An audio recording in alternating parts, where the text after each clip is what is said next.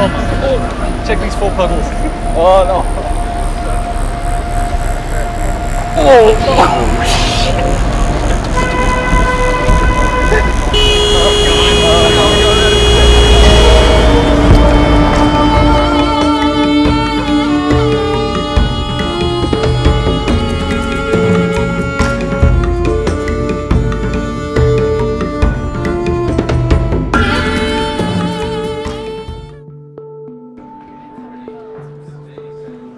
Ubisoft had a clear and lofty goal in mind as they built Far Cry 4, create the most authentic gaming experience ever.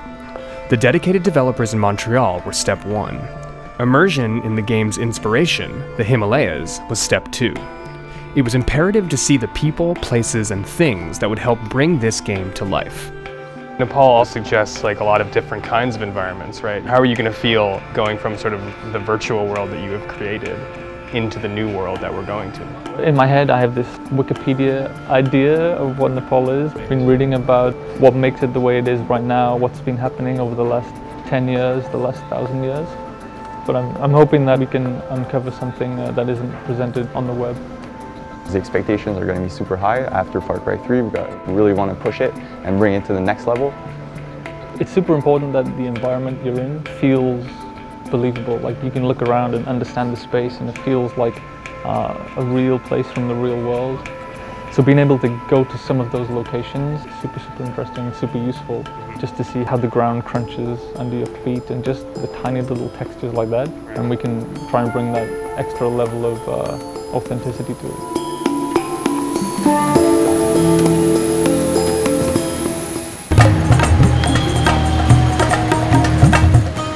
Arriving in Kathmandu was intense.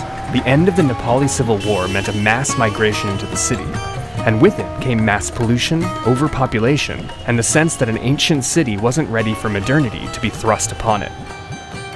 Everyone seemed to be experiencing that sensory overload, too. It's visually super noisy. I'm having trouble processing everything that I'm seeing because I'm trying to remember it all. I'm like, that's useful. Oh, that's super useful. That post is incredible. That texture is awesome. Right now, I'm just trying to absorb it all.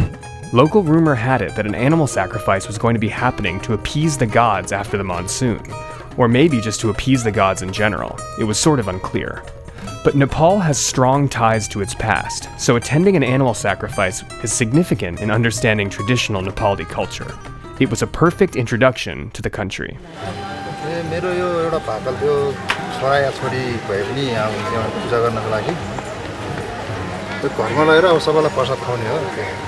So we've made it to Dakshina Kali Temple, where the goddess Kali asks for blood sacrifice from her devotees. That face is the face only a Kali could love.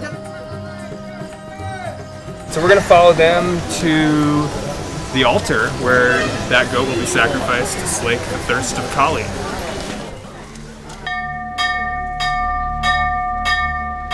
It was certainly a normal cultural moment, but for a second, everything got pretty quiet.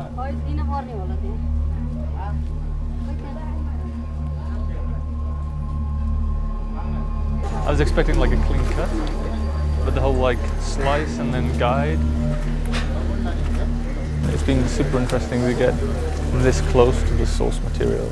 It's like it's the kind of experience that we can never normally get, and I haven't had working on the game before.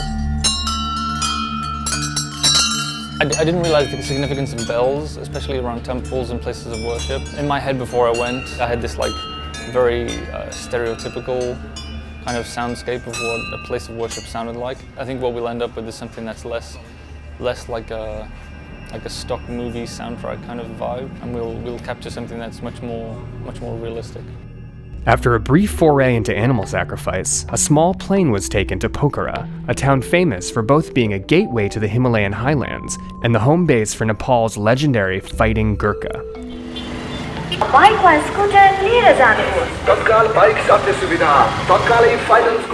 The legend of the Gurkha inspired the warriors created in the game.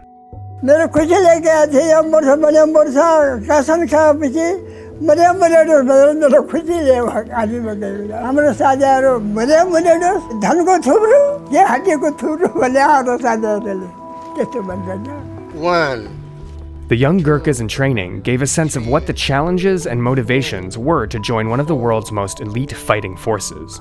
They were established by the British Empire in the mid-19th century and have fought alongside British special forces ever since. It's often said, if a man says he's not afraid of dying, he's either lying or is a Gurkha. Mark and Phil, you guys studied Gurkhas a lot as you were developing the game, right? Yeah. And so what is it like now actually meeting young dudes who are trying to be Gurkhas? It's interesting to meet the personalities behind that, just to see how dedicated people are to actually achieving that. Like these guys will try year after year after year to get in. The dedication is pretty intense. I have been trying British Army for 4 times, and this is my last time. Gurkhas are very closely associated with the kukri, a curved do-it-all weapon that's been referred to as the Gurkha blade.